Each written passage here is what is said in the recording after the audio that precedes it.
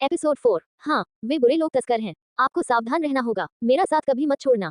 समझ गया। ये देखकर कि बाई दी कितनी गंभीर थी, लिन हुआन हुआन भी गंभीर हो गई। हाँ, मुझे याद रहेगा। लिन हुआन हुआन के पास जूते नहीं थे और वह केवल नंगे पैर ही चल सकता था। उसके गोरे पैर जमीन पर पड़े। हालांकि वहां घास थी, फिर भी थोड़ा दर्द हो रहा था। बाई दी बहुत चौकस पुरुष थे। उन्होंने लिन हुआन हुआन के अजीब व्यवहार को देखा और तुरंत कहा, मैं तुम्हें ले जाऊंगा। बाई डी एक बहुत बड़े आदमी थे। उनकी भुजाओं में मजबूत मांसपेशियां थीं और उनमें बहुत ताकत थी। उसने लिन हुआन हुआन को एक हाथ से उठाया और अपने दाहिने कंधे पर बैठा लिया। लिन हुआन हुआन हैरान रह गया। उसने जल्दी से बाई डी की गर्दन के चारों ओर अपनी बाहें लपेट ली। उसे डर था कि वह गिर जाएगी। बाई डी बहुत लंबी थी और यहाँ तक कि जानवरों में भी, जो आमतौर पर 1.9 मीटर लंबे होते थे, बाई डी अभी भी सबसे ऊंची और सबसे विशिष्ट थी। उसके कंधे पर बैठकर लिन हुआन हुआन की दृष्टि का क्षेत्र बहुत व्यापक हो गया। एक नजर में वह अधिकांश बाजार देख सकती थी। उसने उसे स्थिर रखा। मैं तुम्हें पहले जादू टोना करने वाले डॉक्टर के पास ले चलूंगा। हम बाद में बाजार का दौरा करेंगे, ठीक है? लिन हुआन हुआन थोड़ा अनिच्छुक था। मैं सचमुच बीमार नहीं हूँ। लेकिन बाई दी ने उस पर विश्वास करने से इनकार कर दिया।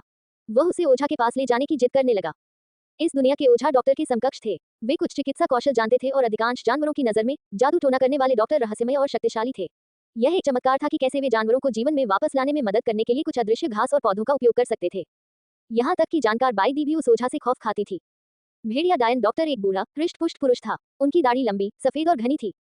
जैसे ही लिन हुआन हुआन ने उसे देखा, उसने महान सांता क्लॉज के बारे में सोचा। भेड़िए का नाम डॉक्टर लैन झू था। बाई डी ने लिन हुआन हुआन को नीचे गिरा दिया, एक हाथ को मुट्ठी में बांध लिया और उसकी छाती पर जोर से मारा। उसने हल्का सा सिर हिलाया। डॉक्टर लैन झू, कृपया मेरे दोस्त पर एक नजर डालें। वह पहले अचानक बेहोश हो गई। लैन झू तब तक ऊँग रहा था जब तक उसने दोस्त शब्द नहीं सुना। उसने अपनी पलकें उठाई। उसकी चतुर नजर बाई डी पर पड़ी और उसके बगल वाली महिला पर टिकी। बूढ़े ओझा ने धीरे से कहा, तुम सचमुच भाग्यशाली हो, बच्चे। आपको वास्तव में एक महिला साथी मिल गई। यह अफसोस की बात है कि हमारी भेड़िया जाति में अभी भी कई युवा पुरुष एक मादा साथी पाने के लिए लड़ रहे हैं।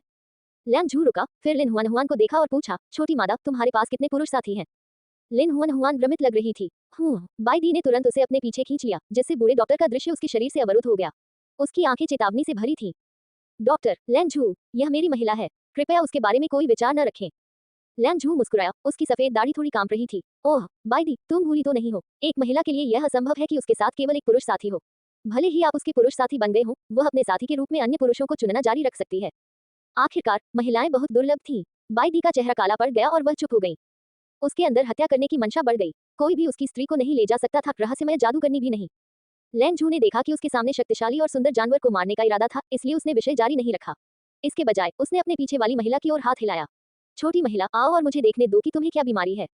लिन हुआन हुआन ने बाई डी की ओर देखा। जब उसने थोड़ा सिर हिलाया तो वह सावधानी से बूढ़े जादूगरनी की ओर बढ़ी। लैन झू ने उससे विशेष विवरण मांगा कि वह कब बेहोश हुई थी। लिन हुआन हुआन ने सभी सवालों का सच्चाई से जवाब दिया। अंत में लैन झू ने कहा, छोटी मादा बीमार नहीं है। वह अभी कमजोर है और उसका ध्यान रखने की जरूरत है। ये सुनकर लिन हुआन हुआन को राहत मिली। लैन झू खाल से बनी एक थैली के लिए पहुंचा। यहाँ छोटी महिला, ये कुरकुरे फल आपके लिए एक उपहार हैं, उन्हें ले जाओ। लिन हुआन हुआन ने जल्दी से अपना हाथ लहराया। नहीं धन्यवाद। हालांकि लैन झू को कोई परवाह नहीं थी। उसने थैली उसके हाथ में भर दी और उससे स्नेहपूर्वक कहा, वुल्फ जनजाति में बहुत सारी मजेदार चीजें हैं। चूंकि आप यहाँ हैं, तो आप कुछ और दिन क्यों नहीं रुकते?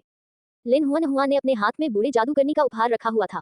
वह सचमुच मना नहीं कर सकी। वह खुद को केवल ये कहने के लिए मजबूर कर सकी, मैं बाई दी की व्यवस्था का पालन करूंगी।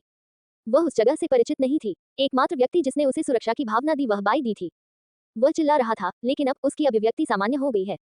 उन्होंने लिन हुआन हुआन को उठाया और धीरे से कहा, यदि आप चारों ओर देखना चाहते हैं, तो कुछ दिनों के लिए रुकना ठीक है। यदि आप नहीं चाहते तो हम तुरंत वापस चले जाएंगे। लिन हुआन हुआन ने इसके बारे में गंभीरता से सोचा। उसका वुल्फ जनजाति में आना दुर्लभ था। ऐसे चले जाना सचमुच बर्बादी थी। वह देखना चाहती थी कि क्या यहाँ कोई उपयोगी जानकारी है। मैं कुछ और खरीदारी करना चाहता हूँ। बाई दी को इससे कोई दिक्कत नहीं थी। ठीक है, आप जो भी कहते हैं। लैन झू ने मुस्कुराते हुए कहा, हमारे वुल्फ जनजाति में किसी महिला का आना दुर्लभ है। ये सचमुच खुश होने वाली बात है। आप आज रात जनजाति में रह सकते हैं। मैं आपके लिए कमरा साफ करने के लिए किसी को बुला लूंगा। बाई दी अब दयालु दिखने वाले जादूगर से सावधान थी। उन्होंने नाराजगी से कहा, उसकी कोई जरूरत नहीं है। मैं अपनी महिला के लिए व्यवस्था कर सकता हूँ। इसके साथ बाई दी लिन हुआन हुआन को उस पत्थर के घर से बाहर ले गई जहाँ जादूगरनी रहती थी। बाजार में बहुत रौनक थी और हर जगह ताकतवर नर जानवर थे। कभी कभी एक या दो मादा जानवर दिख जाते थे, लेकिन वे हमेशा नर जानवरों के समूह से घिरे रहते थे। दूसरों के लिए उनकी ओर देखना भी कठिन था। लिन हुआन हुआन को जानवरों की खाल में कसकर लपेटा गया था। उसका खूबसूरत शरीर जानवरों की खाल के नीचे छिपा हुआ था और कोई स्पष्ट महिला लक्षण नहीं देखा जा सका।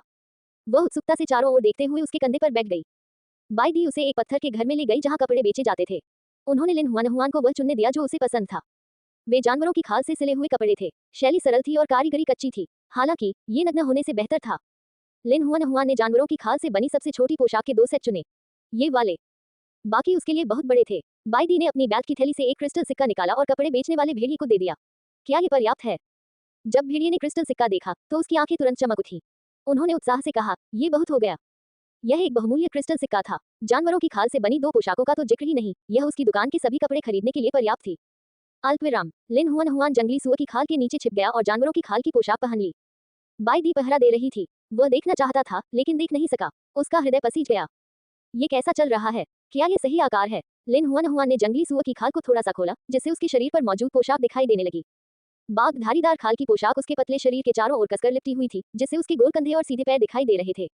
बाई दी की आंखों के सामने गहरा अंधेरा छा गया। उसकी आवाज कर्कश थी, ये सचमुच बहुत सुंदर लग रहा है। लिन हुआन का चेहरा तुरंत लाल हो गया। गुंडे। उसने तुरंत जंगली सुअर की खाल को अपने शरीर के चारों ओर कसकर लपेट लिया, जिससे उसका केवल आधा चेहरा खुला रह गया। उसने अपने सामने नर जानवर को गुस्से से देखा। उसे देखते ही उसे ऐसा महसूस हुआ मानो उसके सीने में किसी चीज ने प्रहार किया हो। उसका पूरा हृदय पिघल गया। उसकी छोटी मादा और भी प्यारी होती जा रही थी।